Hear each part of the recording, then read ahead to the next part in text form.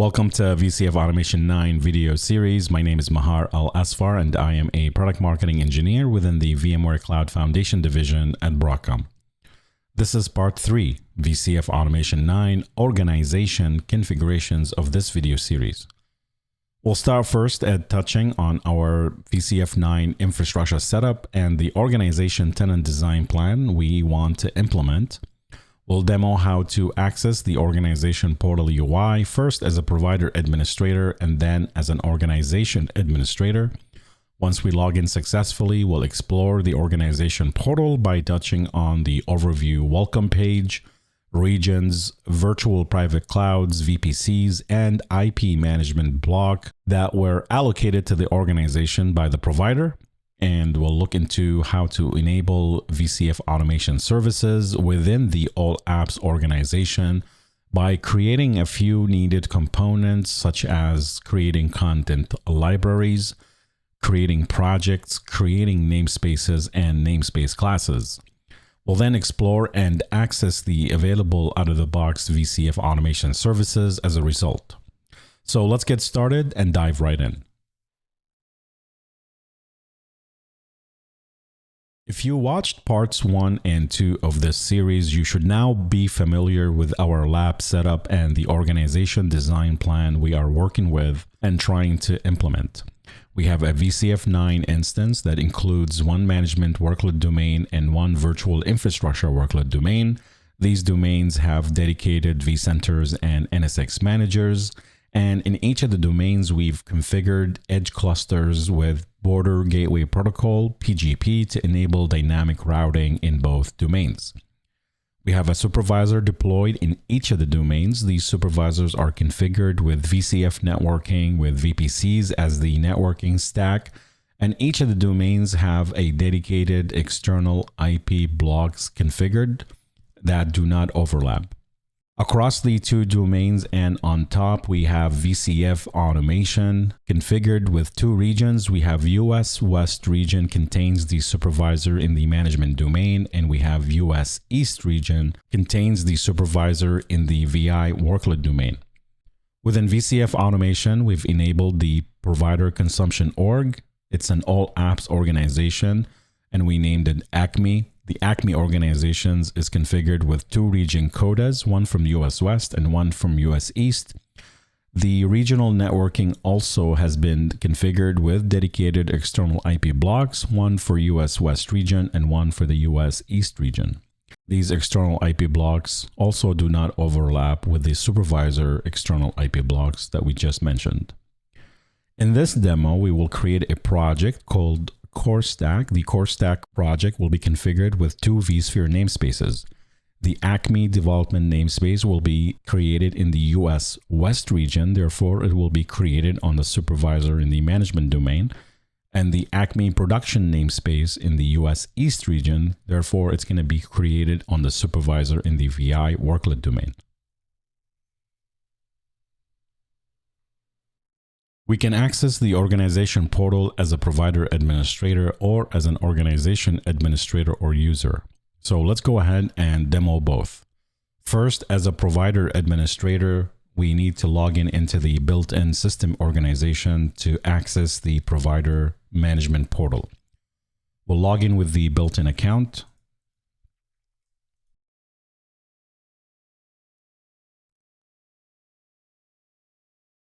Once we log in successfully into the provider management portal, we can navigate to organization under the infrastructure menu, find our organization ACME, and then on the top of the page, we see a link to launch the organization portal on behalf of the organization administrator. This will take us directly to the welcome page of the organization portal UI. Now let's sign out and demonstrate how to log in into the organization portal as an organization administrator or user. We first need to provide the organization name that we know we are a member of, and that's the ACME organization in this demo. So we'll hit continue, and then we'll select the local account to access our organization, since this is the only account available to us as an org admin created by the provider.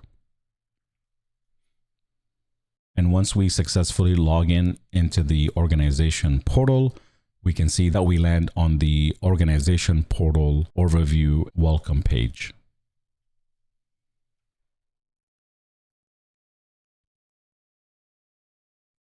For this demo, I'm already logged in into the VCF Automation Organization portal as the organization administrator using the built-in first user created by the provider admin. And currently on the welcome overview page here, we see the number of projects that we're managing in this organization. We see the namespaces being created, which is 0 for now. The active policies created and applied, which is also 0 for now. And the number of imported users, which is only the first built-in user, again, created by the provider. Under that, we see the services. These services are not available as of yet since we need to add a namespace to view these services. So we will do that shortly. Under that, we see the Private AI Foundation Quick Start, which is a one-click deployment wizard that will enable us to provision AI and RAG-capable clusters and VMs, databases, and sample AI application via the catalog.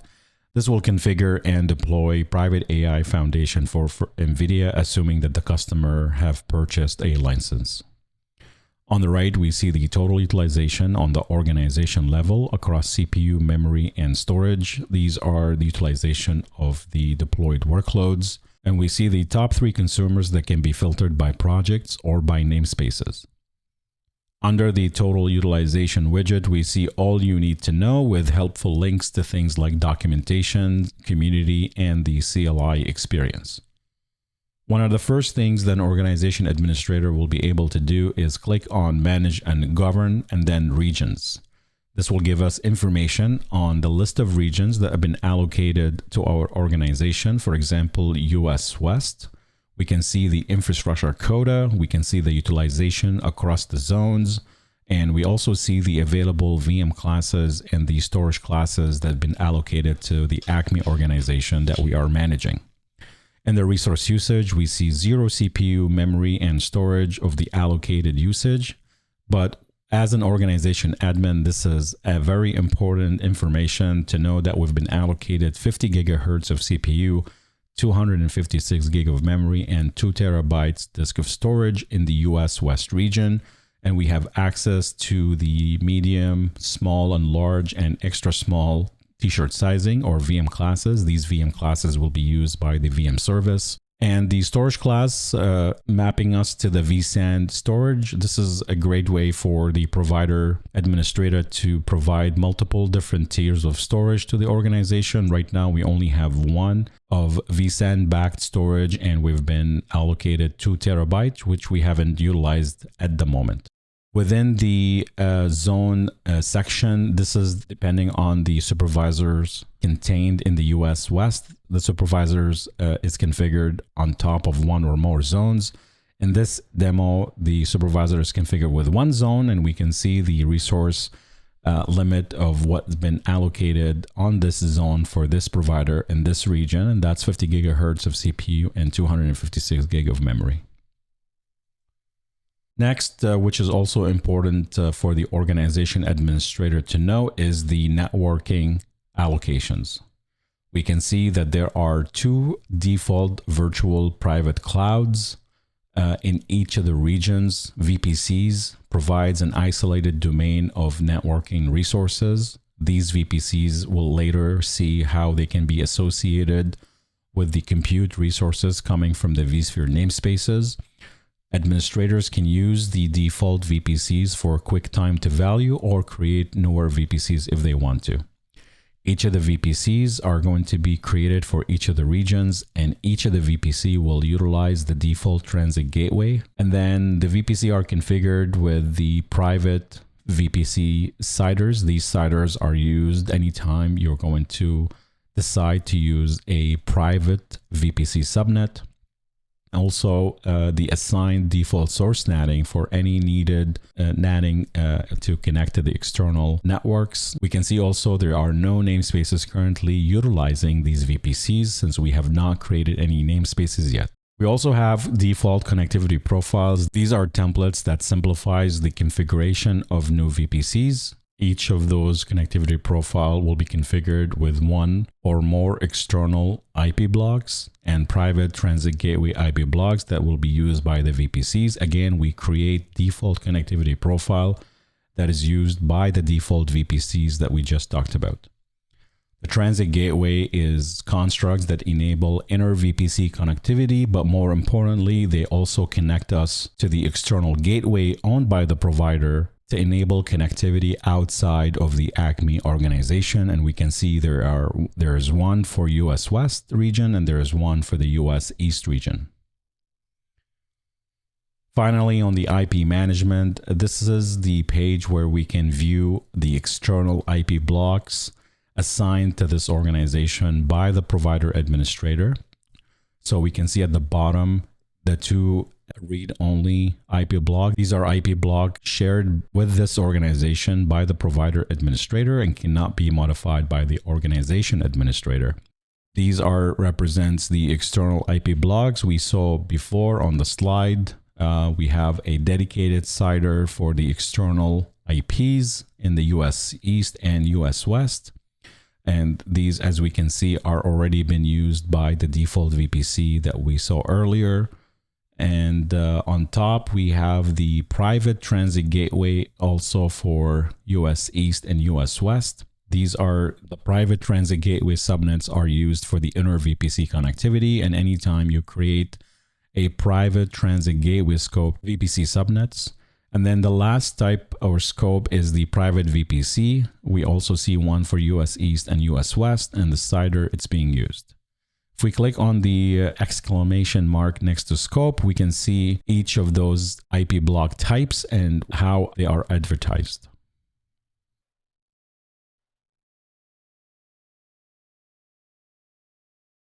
Now, the first thing we need to do to enable VCF automation services is first by creating a content library.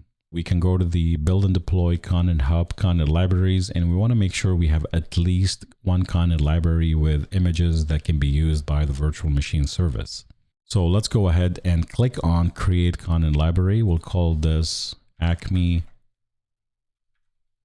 external content library. And the first option we see here is assigned to all current and future namespaces. In another way, this is an auto attach option. So this content library is available to any current namespaces or future namespaces you create across projects within this organization. Since this is an external content, and this is the reason why I named this external, we're going to subscribe to an external library that we have in our lab. The external library URL will be needed here, so we'll paste that in. And we'll click next and then decide what region we want to create this content library in. So we have two regions. So we'll first select US West, select the storage class available within US West, where we have 2 TB of storage. So it's going to utilize the storage for this content library in the US West region. And then we'll click on add another region and now select the US East, which will show us the storage class in US East. And as we can see here, we only have 1 TB of disk storage coming from the US East compared to the storage in US West. We'll scroll down and click next. We'll view the summary of our settings. And once we're ready, we'll click confirm to start creating and synchronizing these images in the respected vCenters in both the regions US West and US East. We'll pause the video here and we'll come back once it's finished. Now, if we take a look, we can see that the content library says it's partially ready. And if we do click into the content library and go into the VM images, we can see all the images are ready despite that. The reason for this is that if we remember, When we created the content library, we configured it to be available in both the US West and the US East region. As we can see here, it's leveraging the 2 storage classes from each region. Now, the way this works, and this is great because it automates behind the scenes the creation of content library. So if we switch to the vCenter, just to show you what is happening, we can see that the source content library that we initially subscribed to, because the provider administrator allowed our organization to subscribe to an external library. This was the URL for the VM service content library. It has 4 OVAs or 4 templates and 3 ISOs, and of size 40 gigabyte. So when we subscribed to this content library, the first thing it did, it created a local content library on the management vCenter in the management domain. And then it published, you can see this is a content library of type local, and publishing is enabled. And then it started first syncing the images from the source content library into this one. So here we see 3 and 3, 0 and 0. Let's go ahead and refresh. We see 4 and 3 of size 40 gigabytes. So at first, what it does, it creates the local content library using the same name that we've put in the VCFA organization portal UI. It creates it as a local content library, and then it enabled the publishing of this content library, and it waits to sync all the images. Once this is completed, it's going to create a subscribe now content library on the workload domain vCenter, and it's going to subscribe to this published content library, and it'll start synchronizing. So while it finished phase 1, which is the creation of the local content library on the management domain vCenter, we're still waiting now for the sync library to finish. So once the sync library finish in the workload domain and it's completed, we should see that the content library in VCF automation is of status ready. So let's switch back to VCF automation and into the organization portal. Again, we'll pause here until the sync of the content library on the workload domain, which is the US East region, is completed, and then we'll come back after the pause. We can see that the content library synchronization is completed. So if we click into the content library and click sync again here quickly, this will make sure that it knows that both content libraries in both regions is synchronized at the moment. And if we click back, and we can see our content library status now is ready. This means that the content libraries created in the respected vCenter for each of the regions are fully synchronized, and the image are available in both regions. If we again click into the content library and click on the VM images, we see all the VM images contained in the content library that we subscribe to. We have 2 types of images here, 3 ISOs and 4 OVAs or templates that we support having into the content library. Now there is a VM images under Content Hub you can click into. This is going to give us the single UI page across all the content libraries. So if you have multiple content libraries, some of them are local, some of them are shared by the cloud provider, we will see them all under the VM images within the Content Hub menu. Now, if you need to upload your own local VM images, you can always click on upload, select the content library you want to upload to, and simply select the source. The source can be an OVA, an ISO, or an OVF, as long as you select all the file also that references. Okay, now that we have the content library and the images available to the virtual machine service, we can move on to the next step, and that is creating a namespace class. Under the Manage and Govern menu, and we see namespace class. Namespace classes are simply template for defining all the parameters that we want to use when we're creating a namespace. So if you want We will see later when we create a namespace that we will need to reference a namespace class, and a namespace class is simply a template. So we do create out of the box a default template of small, medium, and large. These are basically configured based on the total available resources coming from the 2 regions that have been allocated to this organization. And we sort of randomly, so when we create a small, we're out of the 50 gigahertz, as you can see, small is 10 gigahertz, medium is 20, and then large is 40. And the same thing applies to memory. We're going to go ahead and create our own namespace class just to show you the process of creating a namespace class. So we'll create a namespace class called default. And on the right-hand side, we see the Kubernetes representation of this resource. So this is the supervisor namespace class config. And it's going to document all the different configuration. So let's go ahead through the tabs on top, and then we'll come back and look at the Kubernetes resource YAML here. So when we go to the limits, we understand that each of the regions, we have about 50 or so gigahertz of CPU cycles. So for this one, for the template, and anytime I'm creating a namespace class, maybe I will set the default so the CPU limit would be at 20 gigahertz. And then the same thing for the memory limit. We know that we have 256 gig of memory. So when we create a namespace, I might start with 64 gigabyte of memory. Moving on to the VM and storage classes, we can go ahead and add the VM classes we want. We saw initially that the provider administrator granted our organization, Acme, with 4 VM classes available to the organization. So we can select 1 or 2, or we can select them all, basically. And one thing to point here is that these VM classes, you want to make sure that they're available in both regions. So if you're trying to create a namespace class specific for a specific region, this will make sure that these classes are available in both regions. So we're going to go ahead and select all the classes. So basically small, extra small, medium, and large. And then on the storage class side, we want to go and select the storage class available to us. So this is the storage class.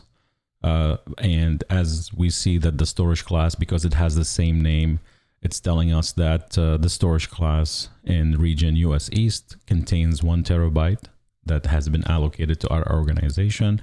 And then we have 2 terabytes allocated to us and within the US West region. So from here, let's go ahead and allocate half a terabyte, 512 of gigabyte, and hit add, and then move on to the content library.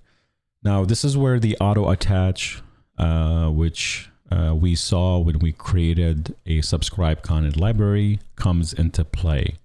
Because we set our content library to auto attach so it's available to existing or future namespaces, when we click add, we won't see any content libraries. The only content libraries you're going to see in this menu, if your organization administrator did not configure the content library as auto attach. So because of the auto attachment, we don't have to add any content library because we know the content library we created that has the images that we saw being synchronized will be available anytime we create a namespace from this namespace class. Now, if we quickly go back to General tab, we can see all the configuration that we just went through. So things like the storage class being selected, the limit in megabyte, the name class has asterisk, means all available VM classes, and then the default limits for CPU limits and memory limits, as we can see. Now we can download this, maybe store it in Get repos, and later use it to provision similar namespace classes or modify the values to provision new namespace classes from the VCF unified command line. Let's go ahead now and create this namespace class, and we can see default has been created and listed in the namespace class UI. Next, we need to create a namespace. And before we create a namespace, we have to create a project. So If we go to project, we can see a default project that gets created and generated automatically when we actually create the org or enable the org in our situation. Because if we remember, we've enabled the provider consumption org, which was disabled by default. Now in this scenario, again, I'm going to go through the new process just to show you how to create a new project. Project is used to represent a line of business, a team, an environment, depending on the use case really. But mainly it connects users with the resources that they are entitled to and the limits to which they are subject to. So let's go ahead and hit new. And if we remember in our design plan, we wanted to create a project called Core Stack. So I'm going to go to the project name and provide Core Stack as my project, and then I'm going to hit next. At this time, I don't have users because we have not configured our identity providers at this time. And the only user I have right now is the built-in admin, but later we will configure the identity provider for Active Directory, and then we will import users, but that's going to be in a different video. For now, I'm going to leave the users list empty, and I'm going to review my specified values here and click Create Project. Now that the project is created, it takes us right into the project, as you can see. And then the next thing I need to do is to create namespaces. So remember, one of the things we're doing here is that we're trying to enable the VCF automation services by creating a content library with the images available for the virtual machine service. And then we create the namespace class that we've created. And now we created the project. And then within the project, we're creating then 2 namespaces. So the 2 namespaces that we want to create, again, based on the design plan that we have. One was going to be Acme Development. And Acme Development, we were planning to create that in the US West region. But before we do that, let's go ahead and select the default namespace class that we've created that includes our CPU limits, what VM classes to use, and what backend storage class to use as well. And we're going to go ahead and select US West from the list of regions. Because we've selected US West, obviously we're going to use the default US West VPC. This is the default VPC that gets created as a result of the regional allocation of networking, which is done by the provider. But the organization admin can also create additional VPCs. But in our case here, we're using the default VPC in the US West region. Now in the US West region, we have 1 zone. This is depending on the 1 or more supervisors contained in this region. The supervisor is configured and deployed on a 1 zone. So if the supervisor is deployed on multiple zones, we can select 1 or 2 or 3 zones where we want this namespace to be available in. One option here we have is if we want to override any of the predefined resource limits defined in the default namespace class. So if you have a business reason to increase the memory limit maybe to 128 gig, this is where I can toggle this and override the value I've set up in the default namespace class, our template. So for now, I'm going to toggle this off. I'm going to review the namespace summary on the right-hand side. So these are the VM classes going to be available within the Acme Development namespace class.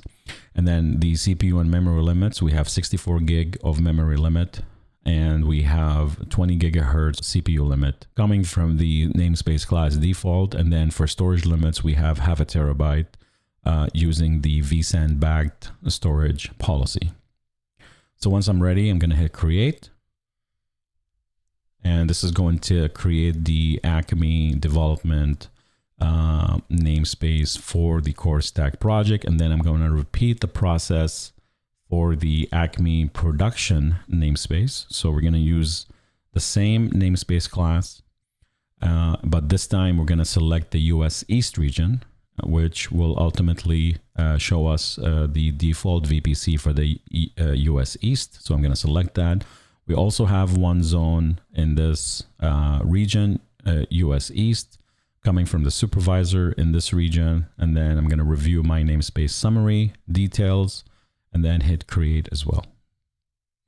We can see the Acme development is now active, and we'll just wait for a few seconds until the Acme production is available for us. We can see the namespace class it was provisioned from. This will tell you, for example, what configuration these namespace classes has inherited or was configured with. So it was configured based on the default namespace class that we created earlier, and then in what region, US West or US East, and what VPC in those regions this namespace is actually using.